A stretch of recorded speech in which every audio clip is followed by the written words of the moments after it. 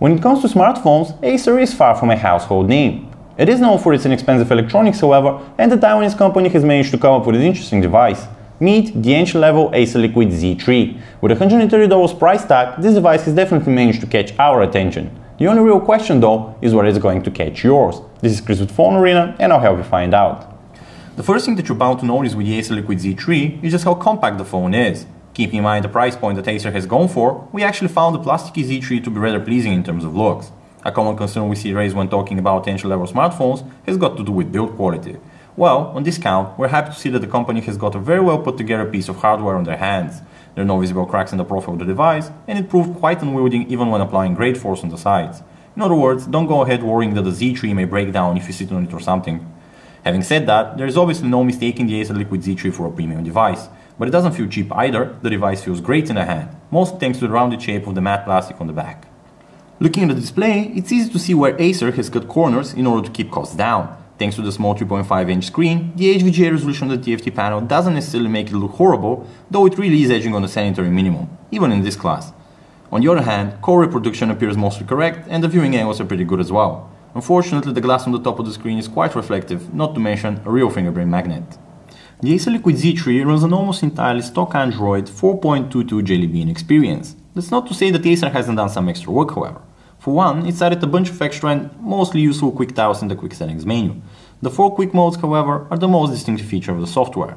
These act as a replacement of the Android launcher, turning the UI into something kind of reminiscent of the tiles found on Windows Phone. The first one of those is the basic mode, and it's, well, pretty basic as you can see. It holds a bunch of quick contacts and essentials like email and messaging, but really nothing more than that unless you go into the settings. The other fairly simple mode is the senior mode. It's slightly more advanced and includes quick access to a bunch of basic apps such as the weather, contacts and FM radio. The keypad mode looks and functions a lot like the seniors mode, though you do get a persistent keypad on your screen. Last but not least, we have the classic mode, which offers significantly more functionality than the rest. It's the classic mode actually that reminds us the most of the Windows Phone tiles. The rest of Android feels and looks virtually untouched. The gallery, the phone book, the messaging and calendar apps, they're all identical to what you'll find on the stock Android. The Z3 does also come with the popular swipe keyboard pre-installed, though it does really feel cramped on a 3.5-inch display. Therefore, we had the urge to change to the stock Google keyboard almost immediately after powering on the device. Entry-level smartphones have long been riddled with poor performance. This has rendered them a little less than useless for anything but calls, texting and the occasional browsing. It would however appear that even cheap hardware is finally crossing the threshold for acceptable performance, for the dual-core Acer Liquid Z3 is handling itself just fine. Despite only having 512 MB of RAM, the Z3 actually managed to run a range of popular games just fine. Sure, those were rendered with as little fluff as possible, but that didn't take away from the gameplay in our experience. Moreover, even prolonged sessions didn't cause the phone to get hot. If you're planning on doing some gaming though, you should probably prepare to invest into a microSD card. That's because out of the 4 GB of storage, you only have about 2.4 gigs to play with. In terms of browsing, it does take a while for the device to load up pages, especially when it has to render a lot of visual content, though it generally performs well once it does. This means that swiping and zooming feels responsive enough to not detract too much from the experience. So, what's giving life to all of this? Well, it's a user replaceable 1500 mAh battery. This one has proved to be more than sufficient to get us through a day of even heavy usage. Use the Z3 conservatively and the results may just surprise you.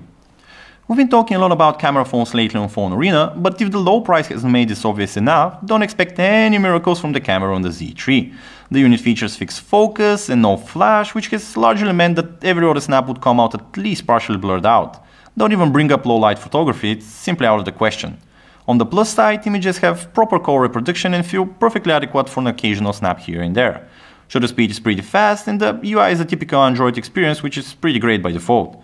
Overall though, and in all fairness, this is the second area where Acer has gone real cheap. This has unfortunately made the camera one of the weakest links of the phone.